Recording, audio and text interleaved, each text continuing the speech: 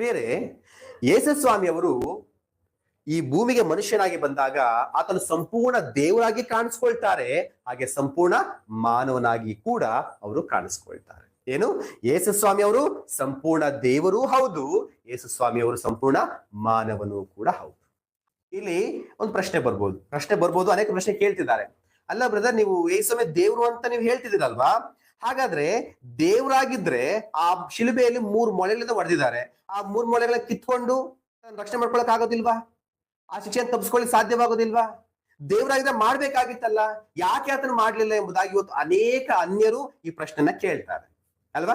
3 ಮೊಳೆಗಳನ್ನ ಕಿತ್ಕೊಳ್ಳಿಕ್ ಸಾಧ್ಯವಾಗದವನು ಹೇಗೆ ದೇವರಾಗ್ತಾನೆ, ತನ್ನಂತ ರಕ್ಷಿಸಿಕೊಳ್ಳಿಕ್ಕೆ ಸಾಧ್ಯವಾಗದವನು ಹೇಗೆ ರಕ್ಷಕನಾಗ್ತಾನೆ ಎಂಬುದಾಗಿ ವ್ಯಂಗ್ಯವಾಗಿ ಇವತ್ತು ಅನೇಕರು ಮಾತನಾಡುವಂತ ಪ್ರಯತ್ನ ಮಾಡ್ತಿದ್ದಾರೆ. ಆದ್ರೆ ಪ್ರೀತಿಯಿಂದ ಅವ್ರಿಗೆ ಉತ್ತರ ಕೊಡೋ ಪ್ರಯತ್ನ ಮಾಡೋಣ, ಪ್ರೀತಿಯಿಂದ ಅವರಿಗೆ ಉತ್ತರವನ್ನು ಕೊಡುವಂತ ಪ್ರಯತ್ನವನ್ನ ಮಾಡೋಣ.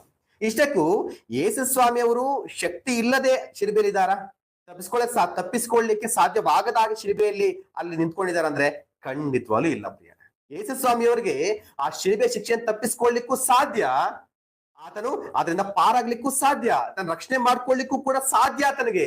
ಆದರೆ ಆತನ ಕೆಲಸವನ್ನು ಮಾಡ್ಲಿಲ್ಲ. ಯಾಕೆ ಗೊತ್ತಾ ಪ್ರಿಯರೇ? ಯೇಸುಸ್ವಾಮಿ ಯಾಕೆ ಭೂಮಿಗೆ ಬಂದ್ರು ಗೊತ್ತಾ? ಆತನು ಭೂಮಿಗೆ ಬಂದಿದ್ದೇ ದೇವರ ಚಿತ್ತವನ್ನ ನೆರವೇರಿಸಲಿಕ್ಕಾಗಿ. ನೋಡೋಣ, ಇಬ್ರಿಯ ಪತ್ರಿಕೆ 10ನೇ ಅಧ್ಯಾಯ 5ರಿಂದ 7 ವಚನಗಳನ್ನ ಓದ್ಕೊಳ್ಳೋಣ. ಇಬ್ರಿಯ ಪತ್ರಿಕೆ 5 10ನೇ ಅಧ್ಯಾಯ 5ರಿಂದ 7 ವಚನ. ಆದ್ದರಿಂದ ಕ್ರಿಸ್ತನು ಭೂಲೋಕದೊಳಗೆ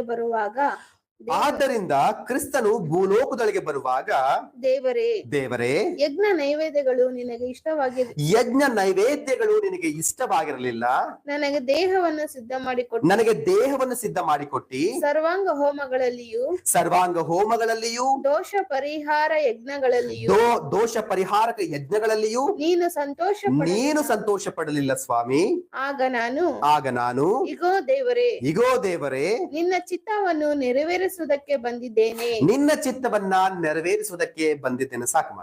ಇಲ್ಲಿ ಯೇಸುಸ್ವಾಮಿ ಅವರು ಭೂಮಿಗೆ ಬರುವಾಗ ಹೇಳ್ತಿದ್ದಾರೆ, ದೇವರೇ ನಿನಗೆ ಯಜ್ಞ ನೈವೇದ್ಯಗಳು ಇಷ್ಟವಾಗಿರಲಿಲ್ಲ ಸ್ವಾಮಿ, ನಿನ್ನ ಚಿತ್ತವನ್ನು ನೆರವೇರಿಸಲಿಕ್ಕಾಗಿ ನಾನು ಭೂಮಿಗೆ ಬಂದಿದ್ದೇನೆ, ಅದಕ್ಕಾಗಿ ನನಗೆ ಏನ್ ಮಾಡಿದ್ಯಾ, ಒಂದು ಶರೀರವನ್ನ ಸಿದ್ಧ ಮಾಡಿ ಕೊಟ್ಟಿದೀಯಾ ಎಂಬುದಾಗಿ ಇಲ್ಲಿ ದೇವರು ಹೇಳ್ತಾ ಇದ್ದಾರೆ.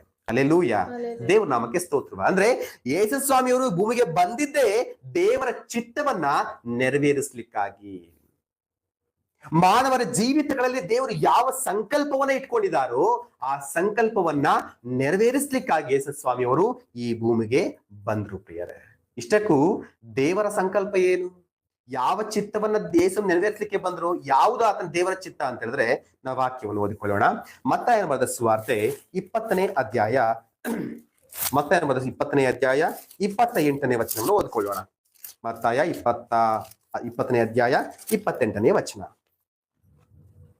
ಹಾಗೆಯೇ ಮನುಷ್ಯ ಕುಮಾರನು ಸೇವೆ ಮಾಡಿಸಿಕೊಳ್ಳುವುದಕ್ಕೆ ಬರಲಿಲ್ಲ, ಸೇವೆ ಮಾಡುವುದಕ್ಕೂ ಅನೇಕರನ್ನು ಬಿಡಿಸಿಕೊಳ್ಳುವುದಕ್ಕಾಗಿ ತನ್ನ ಪ್ರಾಣವನ್ನು ಈಡು ಕೊಡುವುದಕ್ಕೂ ಬಂದನು ಎಂದು ಹೇಳಿದರು. ನೋಡ್ರಿ, ಯೇಸುಸ್ವಾಮಿ ಯಾಕೆ ಭೂಮಿಗೆ ಬಂದ್ರು ಅಂತ ಹೇಳಿದ್ರೆ, ಆತನ ಈ ಲೋಕದಲ್ಲಿ ಏನೋ ಐಷಾರಾಮಿ ಜೀವಿತ ಜೀವಿಸಲಿಕ್ಕೆ ಬರ್ಲಿಲ್ಲ, ಬೇರೆಯವ್ರ ಕೈಯಲ್ಲಿ ಸೇವೆ ಮಾಡಿಸ್ಕೊಂಡು ಯಜಮಾನನಾಗಿ ಭೂಮಿಯಲ್ಲಿ ಇರ್ಲಿಕ್ಕೆ ಆತನು ಬರ್ಲಿಲ್ಲ. ಆತನು ಬಂದಿದ್ ಯಾಕೆ ಅಂದ್ರೆ, ದೇವರ ಮಕ್ಕಳಾಗಿರುವಂತಹ ನಾಶದ ಮಾರ್ಗದಲ್ಲಿ ಯಾರೆಲ್ಲ ಹೋಗ್ತಿದಾರೋ ಅವ್ರಿಗೆ ಸೇವೆ ಮಾಡ್ಲಿಕ್ಕೆ ಬಂದ್ರು. ಅನೇಕರನ್ನ ಬಿಡಿಸ್ಕೊಳ್ಳಿಕ್ಕಾಗಿ, ಎಲ್ಲಿಂದ ಪಾಪದ ಬಂಧನದಿಂದ ಬಿಡಿಸ್ಕೊಳ್ಳಿಕ್ಕಾಗಿ ಏನ್ ಮಾಡಿದ್ರು, ತನ್ನ ಪ್ರಾಣವನ್ನ ಈಡ್ಕೊಡ್ಲಿಕ್ಕಾಗಿ, ಬಲಿಯಾಗಿ ಅರ್ಪಿಸ್ಲಿಕ್ಕಾಗಿ ಏನ್ ಮಾಡಿದ್ರು, ಯೇಸುಸ್ವಾಮಿ ಅವರು ಈ ಭೂಮಿಗೆ ಮನುಷ್ಯನ ದೇಹವನ್ನು ಧರಿಸಿಕೊಂಡು, ಮನುಷ್ಯನ ರೂಪವನ್ನು ಧರಿಸಿಕೊಂಡು ಈ ಭೂಮಿಗೆ ತಾಯಿ ಅಮ್ಮ ಮರಿಯಮ್ಮನವರ ಗರ್ಭದ ಮೂಲಕವಾಗಿ ಭೂಮಿಗೆ ಬಂದ್ರು. ಅದಕ್ಕೆ ಆತನು ಬಂದಿದ್ದೇ ಪ್ರಾಣವನ್ನು ಕೊಡ್ಲಿಕ್ಕಾಗಿ. ಯಾಕೆ ಆತನು ಬಂದಿದ್ದು? ಪ್ರಾಣವನ್ನು ಕೊಡ್ಲಿಕ್ಕಾಗಿ. ಯಾಕೆ? ನನಗೋಸ್ಕರವಾಗಿ, ನಿಮಗೋಸ್ಕರ, ನಾವು ಮಾಡಿದ ಪಾಪಗಳ ಪರಿಹಾರಾರ್ಥವಾಗಿ. ಕೇವಲ ಕ್ರೈಸ್ತರಿಗೋಸ್ಕರ ಅಲ್ಲ, ಇಡೀ ಮನುಕುಲಕ್ಕೋಸ್ಕರವಾಗಿ ಆತನ ಏನ್ ಮಾಡ್ದ, ಭೂಮಿಗೆ ಬಂದ. ಅದಕ್ಕೋಸ್ಕರವಾಗಿ ಮೌನವಾಗಿ ಕಲ್ವಾರಿ ಶಿಲುಬೆಯಲ್ಲಿ ಏನ್ ಮಾಡಿದ್ರು, ತನ್ನ ಪ್ರಾಣವನ್ನ ಬಲಿಯಾಗಿ ಅರ್ಪಿಸುವಂತ ಪ್ರಯತ್ನವನ್ನು ಮಾಡಿದ್ರು. ನಾವು ವಿಷಯ ಪ್ರವಾದ ನೋಡುವಾಗ ಅಲ್ಲಿ ಹೇಳ್ತದೆ, ವಧ್ಯ ಸ್ಥಾನಕ್ಕೆ ಒಯ್ಯುವ ಕುರಿಯ ಹಾಗೆ ಆತನೇನಾದ, ಮೌನವಾಗಿದ್ದಂತೆ. ಆತನಿಗೆ ಶಕ್ತಿ ಇದೆ, ಶಕ್ತಿ ಇಲ್ಲ ಅಂತಲ್ಲ, ಆದ್ರೆ ಆತನ ತಪ್ಪಿಸಿಕೊಂಡ್ರೆ ನಾವು ತಪ್ಪಿಸ್ಕೊಳ್ಳಿಕ್ ಸಾಧ್ಯವಾಗೋದಿಲ್ಲ. ಆತನ ಒಂದ್ ವೇಳೆ ಆ ಶಿಲುಬೆಯಿಂದ ಆಚೆ ಬರುವಂತ ಪ್ರಯತ್ನ ಮಾಡಿದ್ರೆ ನಾವು ಪಾಪಗಳಿಂದ, ಶಾಪಗಳಿಂದ, ಮರಣದಿಂದ ತಪ್ಪಿಸ್ಕೊಳ್ಳಿಕ್ಕೆ ಸಾಧ್ಯವಾಗೋದಿಲ್ಲ ಪ್ರಿಯ. ಅದಕ್ಕೆ ಯೇಸು ಸ್ವಾಮಿಯವರು ಕಲ್ವಾರಿ ಶಿಲುಬೆಯಲ್ಲಿ ಮೌನವಾಗಿ ಏನ್ ಮಾಡ್ತಾ ಮರಣವನ್ನ ಸ್ವೀಕರಿಸುವಂತ ಪ್ರಯತ್ನವನ್ನು ಮಾಡಿದ್ರು. ಅರ್ಥ ಆಯ್ತು ಅನ್ಕೊಳ್ತೀನಿ ಮೋಸ್ಟ್ಲಿ.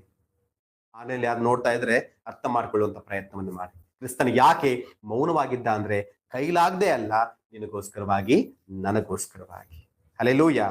ದೇವರ ನಾಮಕ್ಕೆ ಸ್ತೋತ್ರವಾಗಲಿ.